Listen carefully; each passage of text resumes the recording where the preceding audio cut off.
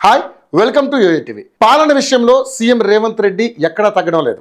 సంక్షేమమే లక్ష్యంగా ఎన్నికల సమయంలో ఇచ్చిన హామీలను అమలు చేస్తున్నారు. ఈ నేపథ్యంలో ఈ సంక్రాంతికి ప్రజల ఇంట్లో నిజమైన వెలుగును నింపబోతున్నారు. 2 పథకాలను రేవంత్ రెడ్డి ప్రభుత్వం అమలు చేయనుంది. రైతుల ఖాతాల్లో నగదును జమ చేయడంతో పాటు ఇందిరమ్మ ఇళ్ల నిర్మాణ పనులను కూడా ప్రారంభించనుంది. ఒకే పండగకు 2 పథకాలను అమలు చేస్తూ ప్రజలకు ఇచ్చిన హామీలను అమలు చేయడానికి సిద్ధమవుతుంది. ఈరోజు ఇందిరమ్మ ఇళ్లపై ముఖ్యమంత్రి రేవంత్ రెడ్డి సమీక్ష చేస్తున్నారు. సంక్రాంతి నాటికి ఇళ్లను లబ్ధిదారులకు మంజూరు చేయాలన్న ఉద్దేశంతో ప్రభుత్వం ఉంది. కొత్త ఇంటి నిర్మాణం కోసం ఎప్పటి నుంచో వేచి చూస్తున్న లబ్ధిదారులకు మాత్రం నిజంగానే ఇది గుడ్ న్యూస్ అని చెప్పాలి. ఎన్నికల సందర్భంగా కాంగ్రెస్ పార్టీ ఎన్నికల ప్రచారంలో భాగంగా 6 గ్యారెంటీలు ప్రకటించింది. ఈ గ్యారెంటీలలో ఒకటైన ఇందిరమ్మ ఇళ్లను సంక్రాంతి నాటికి మంజూరు చేయాలని నిర్ణయించింది. తొలి విడతలో భాగంగా తెలంగాణ వ్యాప్తంగా సొంత స్థలం ఉన్న వారి ఇంటి నిర్మాణానికి అనుమతి ఇస్తూ ఆదేశాలను జారీ చేస్తుంది.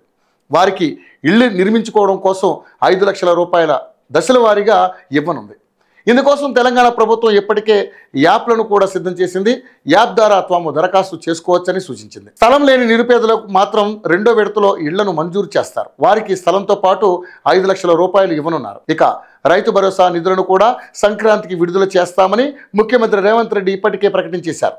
ఎకరానికి 7,500 రూపాయల చొప్పున రైతుల ఖాతాలో జమ చేయడానికి ప్రభుత్వం సిద్ధమైంది. రైతు భరోసా కింద తొలి విడత నిధులను జమ చేయాలని ఇందుకోసం విధి విధానాలను కూడా నిర్ణయించింది. పీఎం కిసాన్ సన్మాన్ పథకం కింద అర్హులైన వారందరికీ ఈ పథకం వర్తించేలా తొలుత నిర్ణయం తీసుకున్నారు. అలాగే 10 ఎకరాల్లోపు ఉన్న వారికి మాత్రమే నిధులను అందజేస్తారు.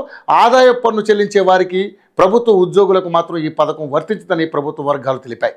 ఇప్పటికే 2 లక్షల రూపాయల రుణమాఫీ చేసిన ప్రభుత్వం రైతు భరోసా నిధులను కూడా జమ చేయాలని నిర్ణయిస్తోంది. సో ఒకే పండగకు 2 గుడ్ న్యూస్లను రేవంత్ రెడ్డి ప్రభుత్వం అందించబోతోంది.